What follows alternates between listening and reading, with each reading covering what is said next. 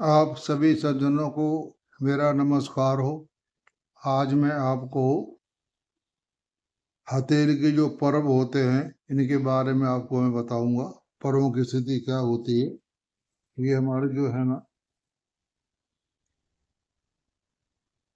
The man's mounts in the palm.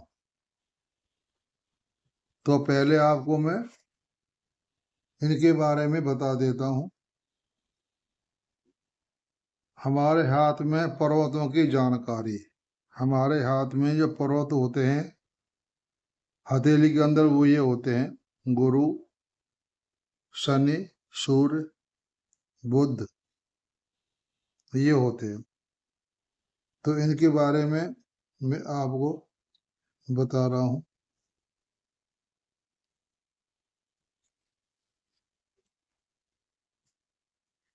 मैं आपको बता देता हूँ कि हमारे हाथ में जो पर्व होते हैं वो मेन पर्वत होता है जुपिटर, गुरु का, ये वाला। इसमें यहाँ पर आप पाद शीशा से देखेंगे वो दिखाई देंगी लाइनें आपको। यहाँ पर इस तरह की लाइनें बनी होती हैं। हर उंगली के पर्वत के नीचे ऐसी लाइनें बनी होती हैं। वे वी शेप में बनी होती हैं। लेकिन जो हमारे शनि पर्वत की जो है यहाँ पर बनी होती है, लेकिन वो हिस्सा दबा होता है। और जो सूर्य और बुध पर्वत होता है इनकी थोड़ी सी कहानी अलग है, डिफरेंट में है। क्योंकि सूर्य का सबसे नजदीक ग्रह होता है बुध।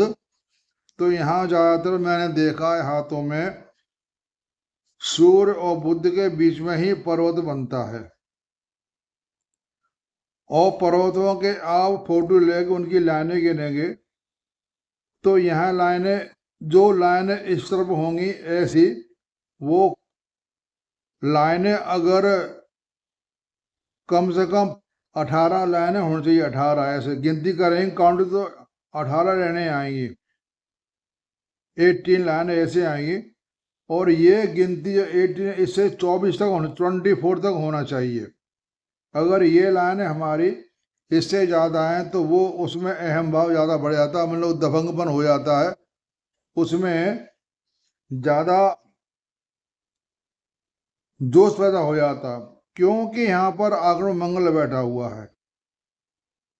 तो यहाँ पर 24 से ज़्यादा अगर लाइनें आ रही हैं तो वो ओवर हो जाता है, तो उसको ओवर ओबीडियंस हो जाता है, उसको क्रोध आ जाता है। शनि के नीचे भी ये स्थिति है। कम से कम 18 लाइनें होना चाहिए। यहाँ भी 18 लाइनें होना चाहिए। इससे ज़्यादा 24 से ज़्यादा होंगी तो वो आदमी ओवरलोड हो जाएगा। तो हमने ऐसे माउंटों की गिनती करनी होती है। उंगलियों के आधार पर पर्वतों के स्थान जानने का चिन्ह है पर्वत शिखर। पर त्वचा पैटर्न यह चिन्ह वाली उंगलियों के नीचे अंग्रेजी वाई अक्षर से मिलता है। ये वाई अक्षर मिलता जुलता है ये। तो ये सभी इस हाथ में रेखाएं दी हुई हैं। आपको मैं एक बहुत बार बता देता हूँ कि सख्त और मोटी त्वचा पर यह चिन्ह सरलता से दिखाई देते हैं। जिसका हाथ थोड़ा सख्त होता है, त्वचा मोटी होती है, उस पर तो ये साफ दिखाई दे जाते हैं। लचीले, मुलायम और पिले पिले हाथ में ये चिन्ह कठिनता से दिखाई देते हैं। इसलिए यहाँ पर आप स्याही लगा लें या पाउडर लगा लें हाथ पर पे, तो फिर वो आपको दिखाई देंगे। और पाद शीशे से देखें तब दिखाई देंगे। इस शहर का स्थान तनिक सा उभरा होता है। आपको बता देता हूँ आपको मेन बात, जिसका पंजा ज्यादा खुलता ना, ऐसे जिसका पंजा ज्यादा खुलता है उसके मानो पर्वत शिखर उसके सही बने। जिसका पंजा कम खोलता है इस तरह से, तो उसके जो पर्वत होते हैं माउंट वो कम ऊंचे होते हैं। ये मेन पहचान से, हाथ ज्यादा खोलता हो उसके पर्वत ठीक है, जिसका हाथ कम खोलता उसके पर्वत अविकसित है, उनमें कोई ज्यादा वो नहीं है। इस शिखर का उभार के साथ सख्त हो तो यदि और यह बिल्कुल न हो तो अविकसित पर्वत कहते हैं। यदि इस शिखर का स्थान दबा हुआ हो तो उसे धसा पर्वत कहते हैं। वहां बैठा हुआ।